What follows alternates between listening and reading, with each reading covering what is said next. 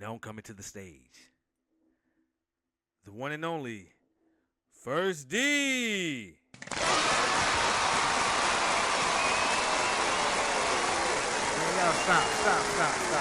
Y'all are too cut it out. Yeah, man, y'all cut it out.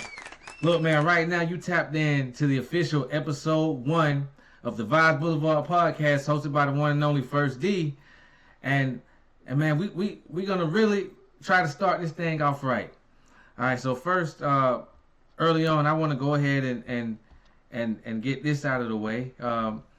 Over the last day or so, we did experience a major loss in the black community.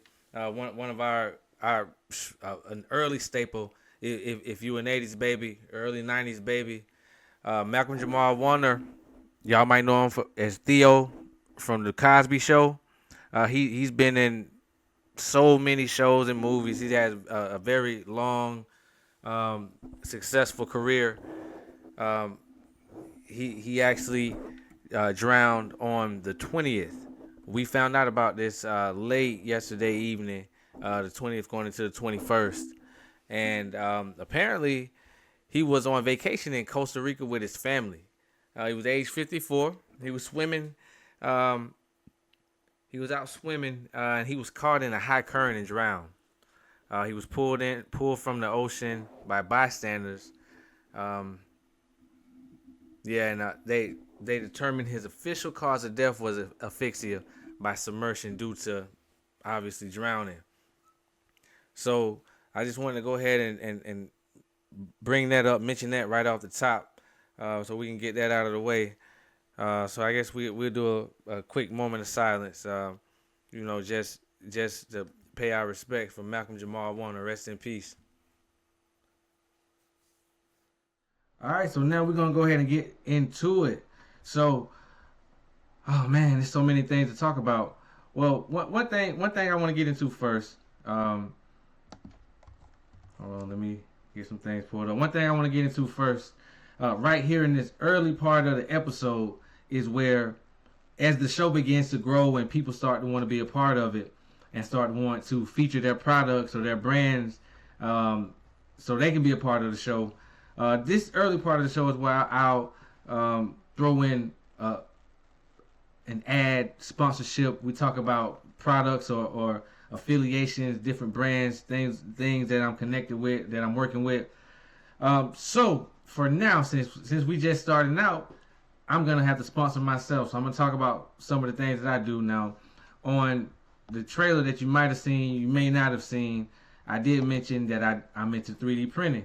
And so I'm gonna go ahead and show some of the things that I got prepared. So right here, you see this guy. This is an articulated scorpion, flexible scorpion, 3D printed in a dual color PLA filament. I can't remember the brand, but yeah, this right here is fun. It's interesting, really cool to look at. The kids love it. Adults, this is like a stress reliever. You can just play around with it. But yeah, this articulated scorpion, I 3D printed this right here at the spot. I have this right here. This is an herbal grinder.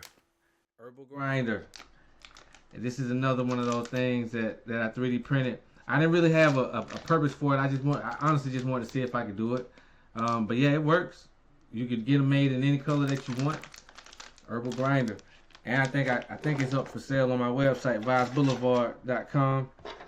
All right, some other little trinkets I have right here. These are actually custom pendants that I designed and 3D printed. It's featuring my homeboy Turbo Coleon. It's featuring his logo, Major Way Entertainment. But yeah, I designed and 3D printed these pendants from the ground up. We pretty much chopping it up about trying to put something together. He sent me the logo. And that's what we got. I kept the back hollow because I wanted to give it that feel that you would actually see from an actual pendant. So, but yes, anything you can think of, damn near, the 3D printer can bring it to life.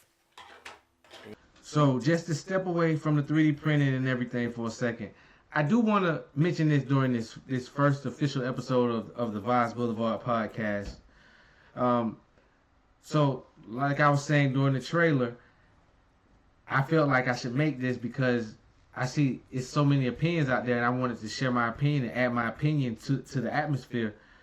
But one of the things, well, a few things I want to highlight as to what I feel like qualifies me to be able to give an opinion is because, well, honestly, I'm a real deal student of the game, and I'm not approaching it all from a standpoint of just sitting back watching. I approach these different things I talk about from a standpoint, well, many of the situations and many of the scenarios from a standpoint of actually having been in the mix. Let me see. I got well over 1.5 million music streams. I've been making music for longer than I can think of right now. I don't even want to put a number on it. But all the information is out there. I've shot more music videos than I can count. Made more party flyers than I can think of. Designed so many people's mixtape album artwork. It's crazy. I've done well over 50 interviews. I consume this content on a day-to-day basis, and you know it's been like this for years. And so when I say I'm a student of the game, and my opinion is coming from a well-informed standpoint, that's exactly what I mean. And so everybody has an opinion. Everybody's entitled to an opinion. And when it comes to me, I feel like my opinion is definitely valid, and I definitely have credentials enough to be able to say some of the things that I say. All right, so let's get into this next thing I really wanted to talk about. So, if you got social media, if you aren't living under a rock, let's say that if you aren't living under a rock, you can't have not seen this. And this right here, this is one of those things that it seems to be a common theme in America. It seems like one of those things we can't escape. It seems like one of those things that is gonna continue to keep happening unless we do something to see some major changes around here. So this video I'm about to play right now, and I'm gonna play it in its entirety. I'm not gonna try to censor anything out. I'm playing from Twitter right now. So this young man was pulled over, and I believe the police were trying to say that it was because of headlights. So we're going to just watch the video. It took place in Jacksonville, Florida.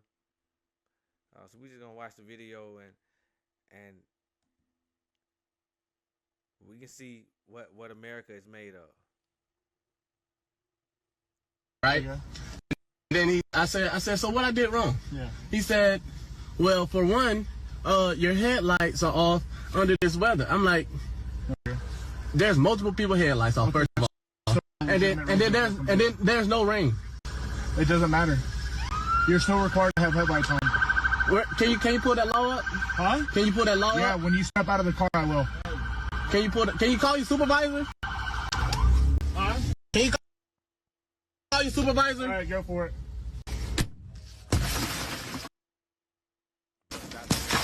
Exit the vehicle now. Exit the vehicle. Show me your hands. Here.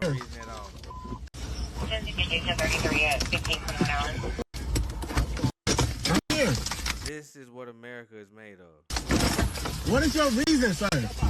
What is your reason? Step out now. All right. No.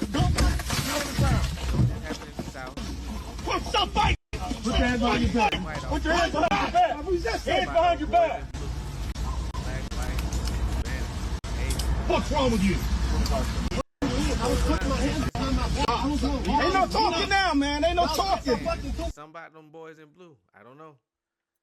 And that was completely uncalled for, completely unnecessary. I seen in the post a young man said he sustained a concussion. He got several stitches. He has a chipped tooth. His tooth punctured his lip. All sorts of stuff. And the footage that he was recording, and thank God he was recording. The footage that he was recording shows clearly that nothing of the sort was going on. He wasn't resist. He was like, what's going on? You seen his hands the whole time. They couldn't have been in fear of their life. He wasn't resist. Like what was all that about? That's another case of officers being power hungry, going on these ego trips and wanting to prove a point for nothing. And it's so bad to the point to where they know these sorts of things go viral and they still do it anyway, which is a major slap in the face to everybody, because they pretty much saying, we don't care. We know y'all watching. We know this being recorded. We know it's being filmed. We know we stepping outside the bounds of the law, and we don't care, because what y'all gonna do about it? What's gonna happen? Administrative leave? I still get my pay? I bet that's like a vacation for me anyway. Like that, it doesn't make sense, and that's one of those things I really truly don't understand about this country. Like I'm sure we could look at different places around the world and it's turmoil happening everywhere. But I don't know. I don't hear about this type of police brutality happening for such a long period of time, with such a long history of it. And if we're gonna be real and get into the history of the police in the first place, it starts to make sense when you think about why the police force was ever created in the first place, as a sector of department, an organization that's going to run after, capture, and bring back runaway slaves. You know, the organization didn't die off. They changed the name. They changed the uniform. Now it's the police department. And so, I don't know. I guess in many ways you can look at it almost like it's just business as usual. They're operating on their founding principles. We're gonna give them a hard time. We're gonna keep our foot on their neck, and we're gonna bring them back. What is the prison system? Speaking of prison system, let me get into Cash Out. I know y'all had to have heard about that. Now this is a crazy situation. I'm on USA Today. They do a good job at covering these situations.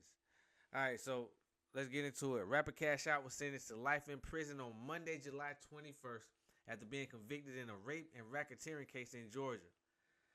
The Atlanta-based rapper, whose legal name is John Michael Gibson, was found guilty on July 18th of these charges. These charges included rape, aggravated sodomy, and violating the Racketeer Influence and Corrupt Organizations Act for leading a prostitution enterprise. A spokesperson for Fulton County District Attorney told USA Today. All right, so look, it says Gibson was also convicted of 2 counts of trafficking a person, pimping, pandering, keeping a place of prostitution, battery, possession, a firearm during commission of a felony, and other crimes. Which, oh my goodness, whew. All right, he was found not guilty of felony aggravated assault. I guess it's a win there.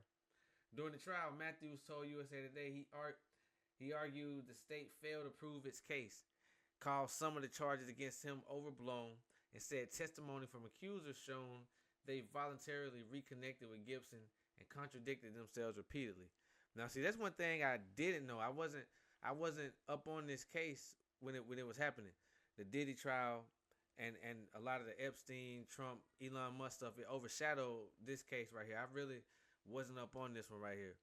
So it says Gibson, who rose to fame more than a decade ago with hits including Cashing Out and She Twerking, had been on trial since June 2nd before Fulton County Superior Court Judge Melanie Leffridge. Gibson's mother, Linda Smith, and his friend Tyrone Taylor were also convicted in connection to this case, in which prosecutors told a 12-person jury they ran a business and lured victims into prostitution.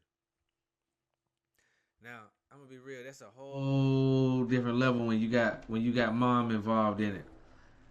Got the mom and the cousin involved in it, and it, without me knowing much information about it, and I don't want to say the wrong thing and overstep, but just based off what I'm gathering here, it seemed like,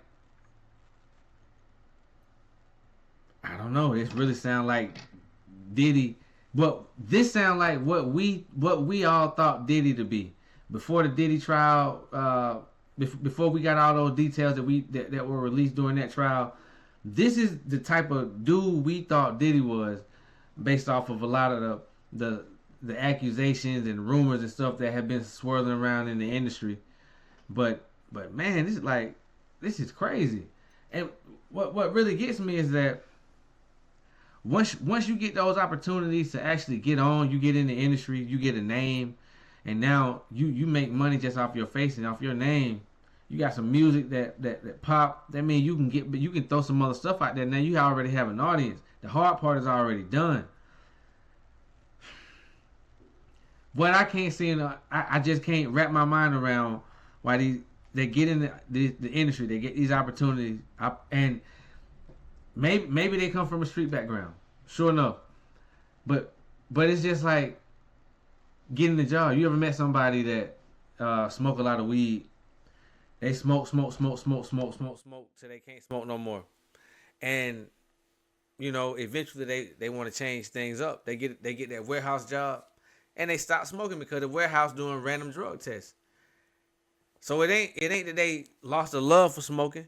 It ain't that they don't want to smoke no more. It's just that they, in order to have a better life, you got to make a change, and that's what I guess one of the main things I try to stress to a lot of street dudes in the industry.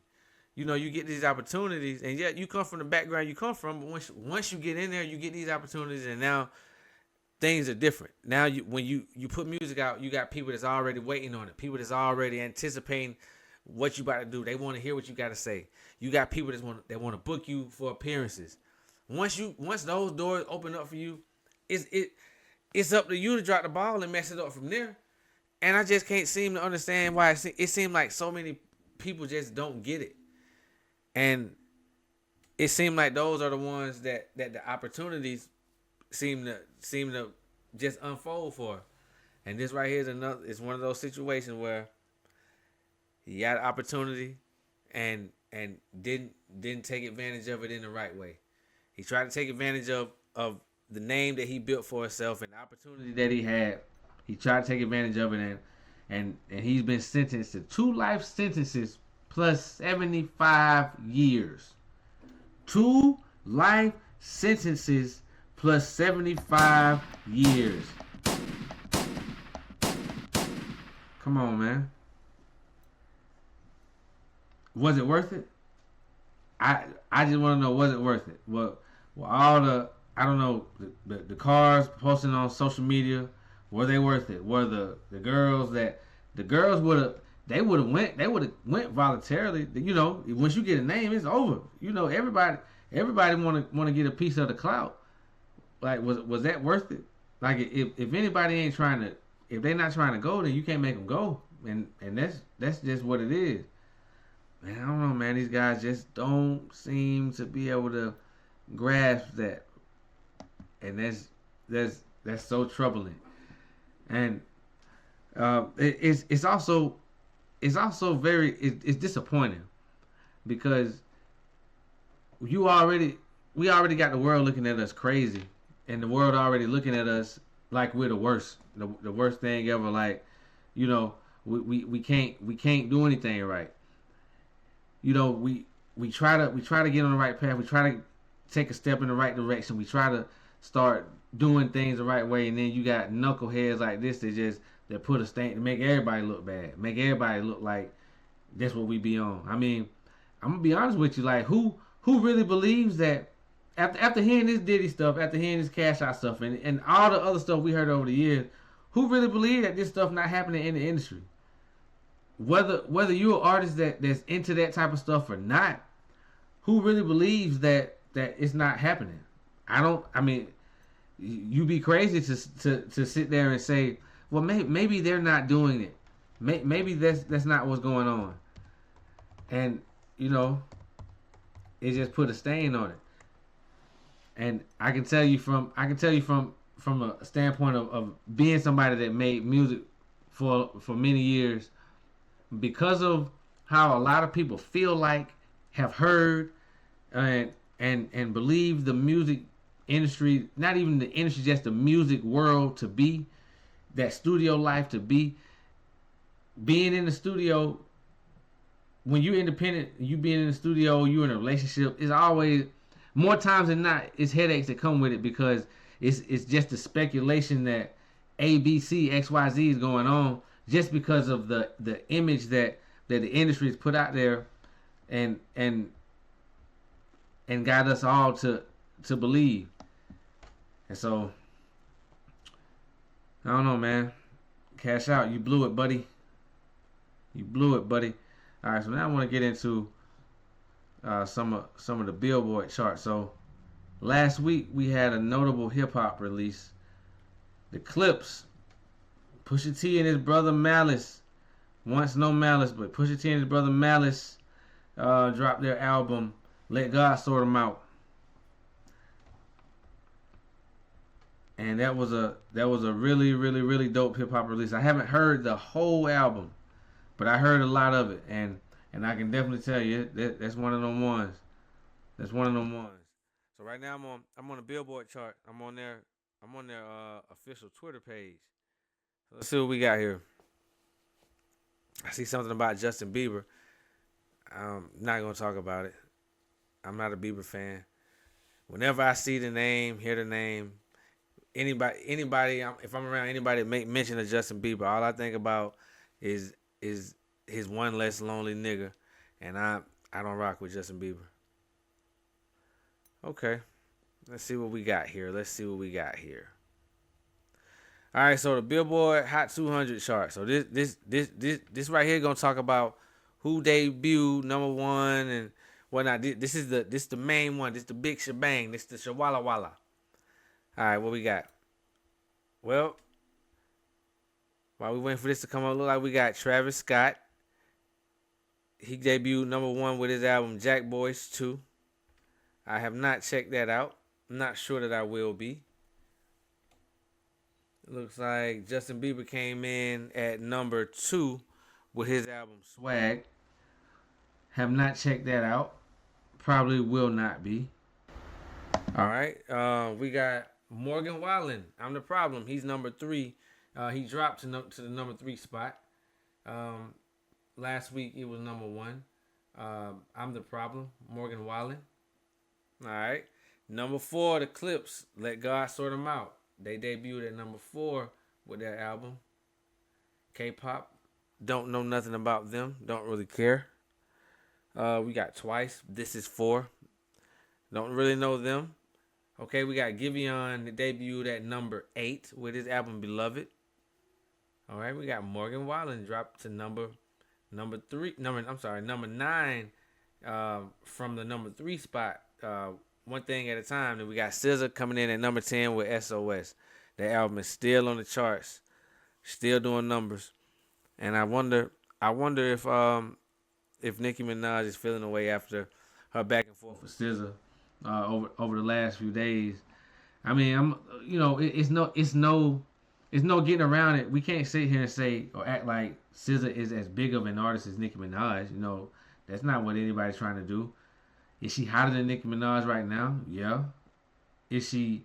Does her career seem to be on an upward trajectory and everything going in a good direction? Yeah. Does Nicki Minaj seem bitter and grasping and clawing for relevancy? Yeah. I don't understand. Another one of those situations. And this is even worse. Like, so Cash Out and guys on that level, they make it to a certain point. Cool. And for them to mess up their situations, that's one thing.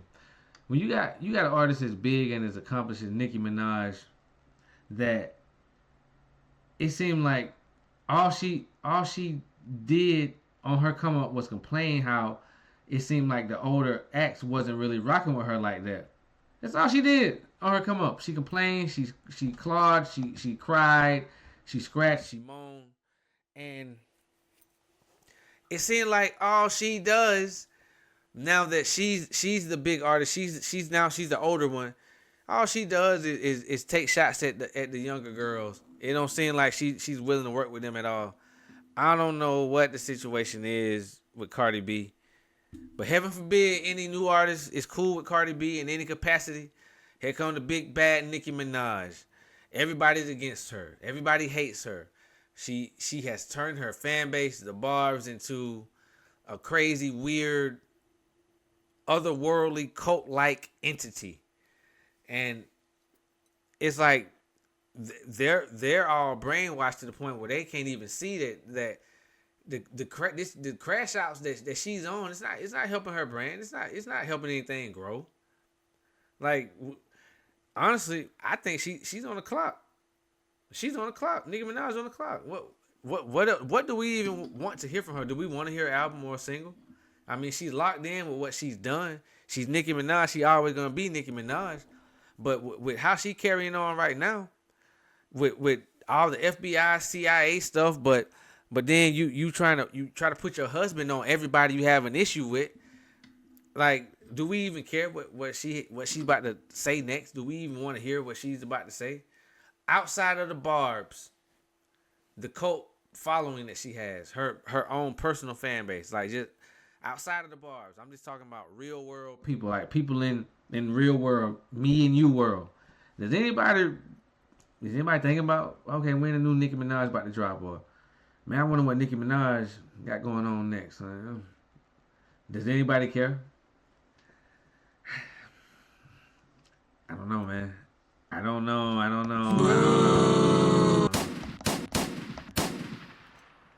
Me personally, I'm not concerned at all. Like, once I see you going out your way to just do this unnecessarily wild stuff, I'm off of it. And you ain't gotta worry about me ever being on it again. I'm good. All right.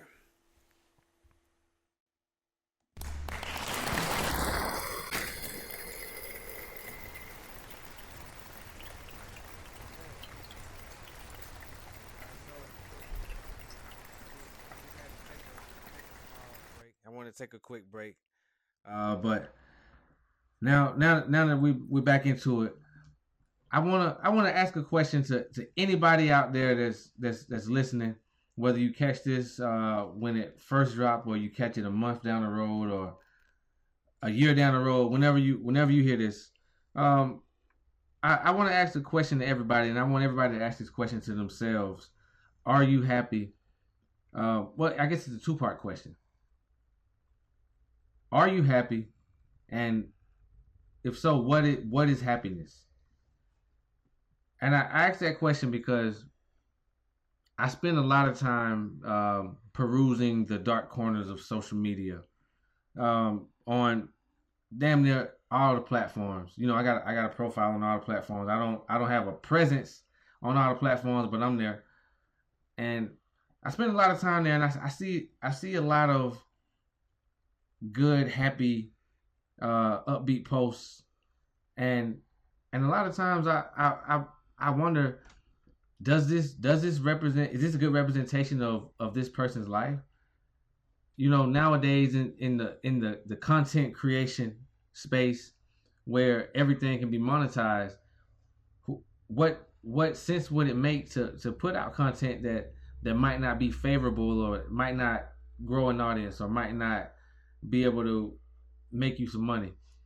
And so sometimes many times I think a lot of the content that we see, it might not necessarily be a representation of these individuals' lives, but more so a representation of the brand that they're promoting, which could be them, and it might be an individual that might not have a clothing line or this or that they're selling, but they're promoting themselves. You know, with the posts that you make, the pictures, the videos, the statuses. You are your own brand. We are all our own brands, and so I think with social media, you know sometimes you get the bad. Most times you only get the good. You only get the good, positive side of what people is trying to promote about their brands. And outside from the good, it's either you see the really good or it's really bad. And I want to know,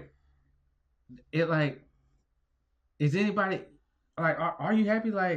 Because is happiness does happiness mean that I'm in the club every night, or does happiness mean that I'm always shopping, or does happiness mean that you that's what I'm saying? Like, from the outside looking in, we look at these people's lives and we feel like, okay, they're always shopping, they have to be happy, or that life has to be great because every time we see them, they seem to be shopping, or they're always out. That's all they seem to be doing. So they have to be happy. And you gotta always keep in mind, nothing hits that feed, nothing hits that timeline without a person hitting post, without a person hitting upload. So would somebody intentionally put out unfavorable sides of themselves or unfavorable aspects of their life? I don't think so. And so, as far as gauging happiness off of what we might see on social media, I think that's very, very, very flawed way of looking at things, because you'll find yourself in a funk trying to compete with only the good parts of a person's life. You don't know the bad parts. So you're trying to compete with what you feel like is their life, but it's really just the good parts of their life, and it'll never match up. If you were to think about, well, hell, if I just post only the good parts of my life, mine will look good too. And somebody would be competing with you, not knowing what you got going on. Like, you just seeing the good. You don't know what's really going on, what doesn't get posted. So again, that brings me back to my original 2-part question. Are you happy? And if so, what makes you happy? It's a really hard question to answer. It takes a lot of thought to really answer that question for real. I think a lot of times, or in many cases, people might throw an answer out. You ask them, "Are you happy?" Yeah. All right. Well, what makes you happy? That's what people get hung up on, because a lot of times we don't know what makes us happy. We don't know what we really want, what we really like. We know things that we might see other people with that we could possibly be envious of. But a lot of times, until you find yourself, you don't know what makes you happy. And that's something to think about. Are you happy? And if so, what makes you happy? Take another break. So, who is into women's boxing? And I'm going to be honest, I can't say I'm the biggest fan of women's boxing, but I definitely will say over the last few years, I've definitely been checking it out more. And I can say it's entertaining. It's pretty entertaining. Like, the different weight classes, especially the smaller women, I'm talking about, they throwing jab look like lightning. And one thing about them women, seem like somebody gonna always be bleeding. It's gonna always look real bloody, real nasty. And really what got me into it, or even checking out the fights that I have checked out, was the fact that Netflix started live streaming these fights. I was never gonna get the pay-per-view for it, so Netflix started putting it up there. So I was like, yeah, I'll check it out, and I was entertained. Can't even lie. So one thing was what I want to get into. You have the champ. She's the one right now, Clarissa Shields. And like she been doing these girls dirty left and right. Like she's the one right now. She just posted with a promoter with her team. They saying they got the money that Layla Ali said she needed in order for them to fight. So let's backtrack a bit. Layla Ali, Muhammad Ali's daughter, and Clarissa Shields been going back and forth, throwing jabs at one another over the last few years. I don't know that they ever met up or spoke face to face. This just been through different platforms, interviews, what have you. So I seen this one interview clip where Layla Ali, at the age of 42, was saying how first she was saying she don't feel like anybody right now is even worthy for her to come out of to come out of retirement. Like, nobody's even worthy for her to even put the gloves back on, get back in the gym. Clearly throwing shots at whatever talent was out there on the women's side. And so she was like, in order for me to, I'm 42 years old. In order for me to get my body right, you know what it's gonna take. If you ain't got 5 to 10 million, I don't even want to talk about it. It's not gonna happen. So honestly, the biggest purse that Layla Ali has ever gotten in her boxing career, I believe, was $250K. Not even $1 million. If you knew that, then you might have been thinking like 5 to 10 million for you to come out of retirement. I don't know. But the planets and the stars aligned, and Clarissa Shields and her team, they got it together, man. She said, look, we got the money, you said you needed 5, 10 million. Well, look, we got 15 million for you. We got the venue, we got the dates. We just need you to sign the paper, and we're gonna lock it in. Now, Clarissa Shields, I want to say she's definitely in her 20s. Her 20s. Let me see. I don't even want to get it wrong. So we're gonna get her real age. So Clarissa Shields right now is much. I can say she's much younger than Layla Ali. Layla Ali, as of today, is 47 years old. Clarissa Shields, okay, she's 30. So they got a 17-year age gap. 17-year age gap. And so that right there, that's something to talk about. And honestly, being an undefeated boxer, woman boxer, and being the daughter of a legendary boxer, legendary all-time boxer, many people's favorite boxer of all time, it would definitely put a stain on you, even if y'all try to guise it, put it under the guise of an exhibition.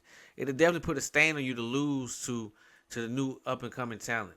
At the same time, you'd be foolish to turn down the 15 million. If you saying you wanted 5 to 10, and they saying, well, we got 15, and the most you ever made at once was $250K, it'll be stupid to turn it down, right?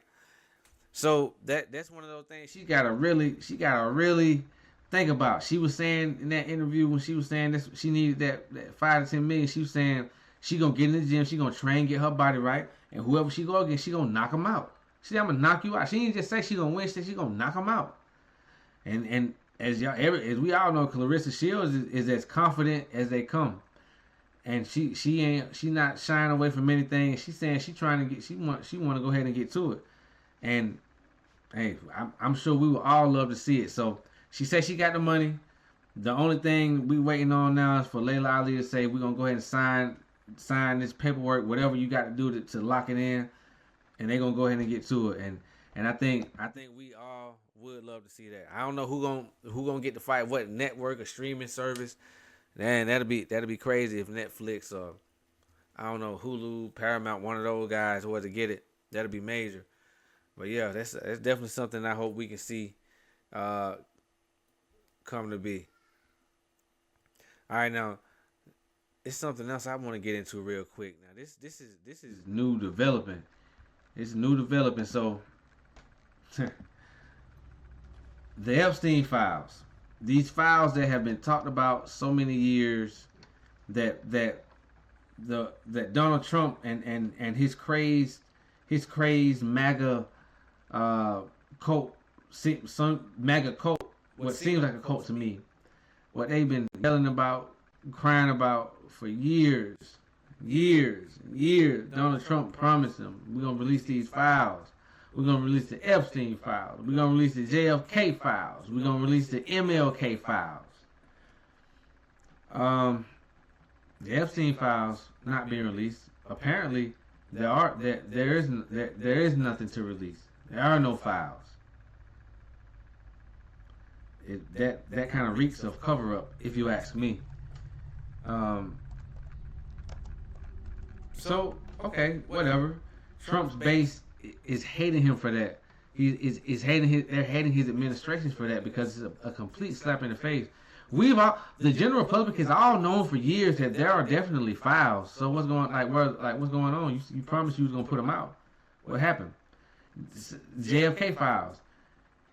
They put out partial stuff. They put out a lot of stuff that we've been knowing for years. Incomplete stuff. Many things still redacted. What's going on? Like, it appears to me that as if these things that they've been covering up, they're trying to continue to cover these things up. However, and it should be noted that when it came to the MLK, the Martin Luther King Jr. files, his family was against that wholeheartedly. His family did not want those files released because it would portray him in a light that might not have been the best light for his legacy. You know, we're gonna be real about it. His family wasn't with it.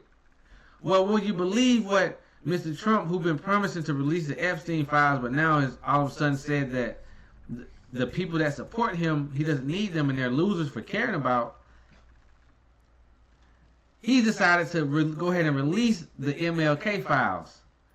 And in the midst of Martin Luther King Jr.'s family expressing that they didn't want these files released, in the midst of obviously not following through with these other promises made about releasing these files, the one subject that he does go ahead and throw it on out there, the one topic, the one individual, Martin Luther King Jr. And I wonder why. And you know, I'm gonna be honest. I can't speak for the entirety of the black community, but I can speak for a majority when I say it wouldn't make a difference to us what's in those files that he released. How we see Martin Luther King Jr. and his legacy is not gonna be changed by that. You know, it's some things we know about from his past, things we've heard about, things that have been speculated about that might not be the most savory or the most wholesome. And you know, he's human. I'm not here to judge. That's something he got to answer to a higher power for. That's not about me. But the movement he was on and the things that he did, the positive things that he did, and the changes that he forced to happen within this country, that, you know, that's how we gonna remember him. And that's what we stand on. We're not even these files, like we're not even worried about that. I'm sure you're gonna have a lot of platforms that are gonna talk about it. A lot of platforms are gonna want to highlight it, but yeah, that's not something that we're gonna concern ourselves with like that.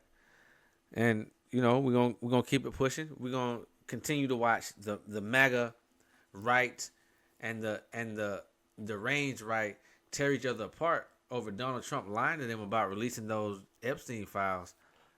And you know, this is America.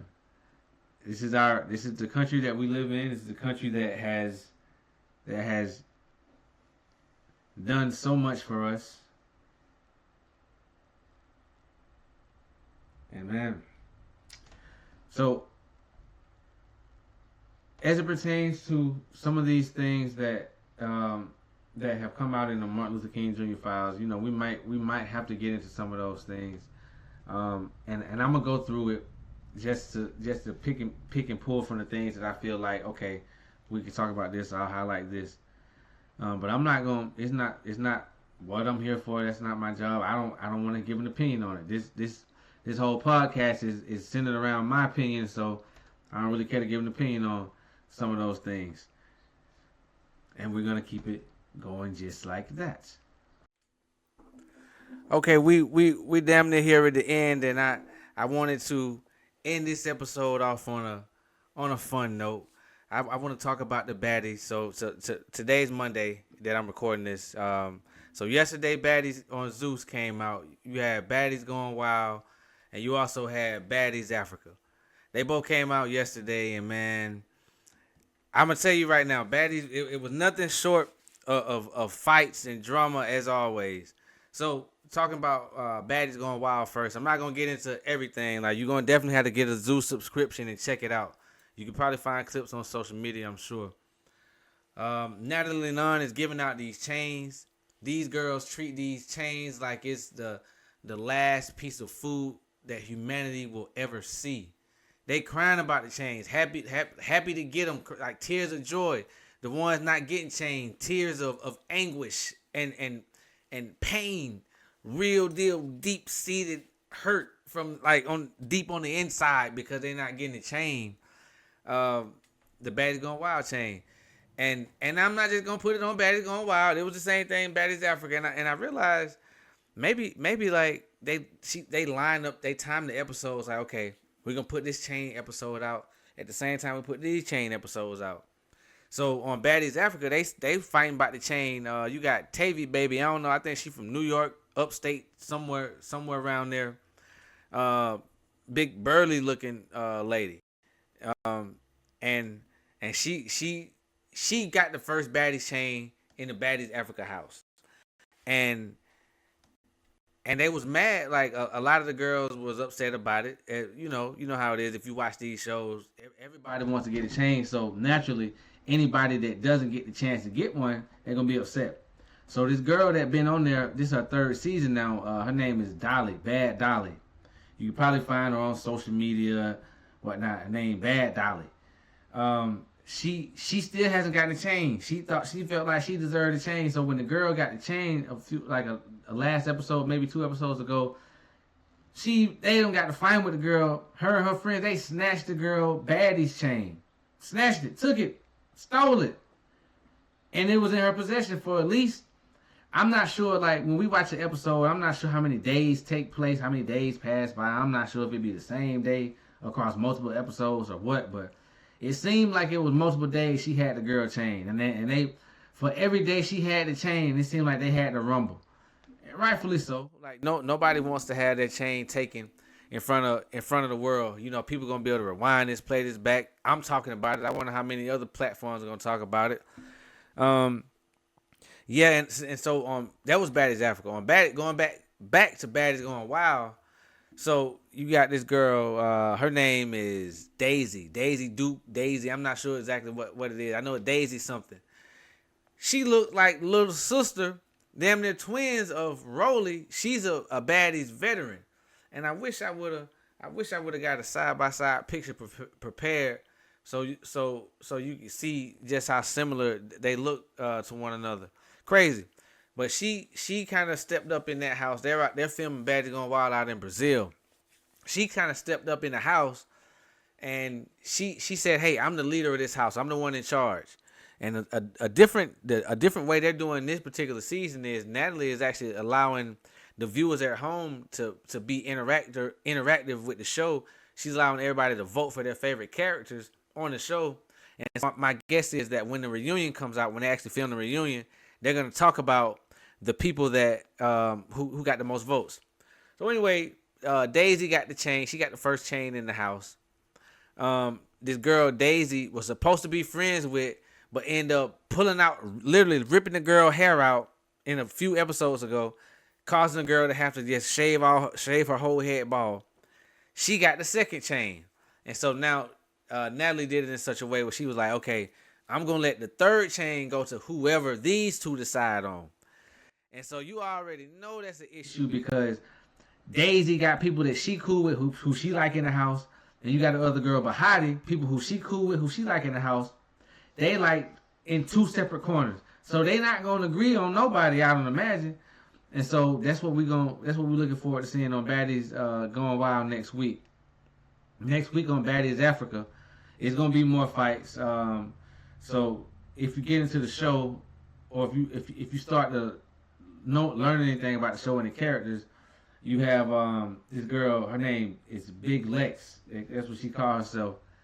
She came on during, what was it, Baddies? I'm not sure, was it Baddies South or Texas? One of these Baddies. I'm not even sure. Midwest. I think it's Baddies Midwest. She came on doing Baddies Midwest. And she fought throughout that season, but I couldn't tell during that season that she had hands quite like what she really has, and during this season of Baddies Africa, she definitely been showing why she put big in front of her name. She been dogging these girls out, and it's gonna be more fights from her during this next episode. I believe, honestly, it seemed like they're gonna take her character, make her fight damn near every episode here on out.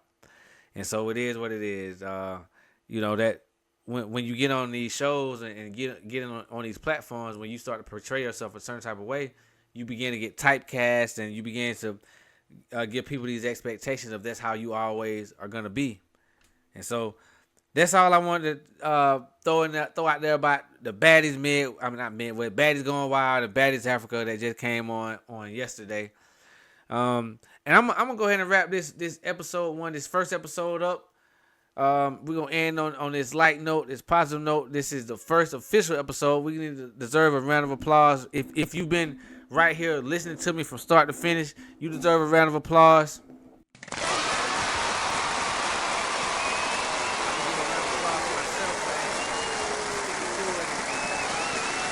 Happy to get something done. So we gonna clap it up for both of ourselves right now.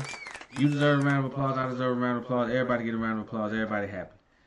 And so like I said during the trailer for this show, I'm gonna do this bi-weekly. So it's not gonna be an everyday type thing for now, and it's not gonna be live for now. So everything will be pre-recorded. I'm gonna try to come with stuff that y'all care about, but it's definitely gonna be things that I care about and things that I want to share my opinion on. And if there's some stuff going on that I just don't care about at all, I'm not gonna talk about it. It's a lot of things, a lot of silly, willy, funny bunny stuff that I just, you won't really hear me talk about it.